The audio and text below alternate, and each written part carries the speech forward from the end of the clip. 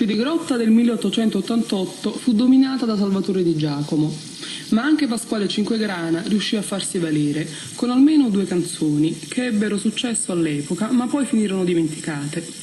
Per ricordarne una abbiamo in studio Tommaso Maione, che ha preparato in pochi giorni la trascrizione della musica di Edoardo Di Capua dal pianoforte alla chitarra. Maione, ci parli un po' di Rusinella? Rusinella, come Margaritella, l'ho trovata molto simpatica e squisita, sia la linea musicale che poi il soggetto di ciò che dice il protagonista, che tra l'altro dice: di Maggio vedo schiuppà, dice com'è bello quando torna Maggio, perché le ragazze tutte sembrano delle rose pure loro.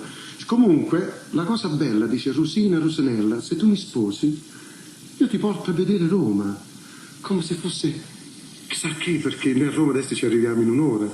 Ti porto a vedere Roma dove sta un re, perché era un regalo di nozze evidentemente talmente importante che lo faceva solamente un innamorato, molto innamorato.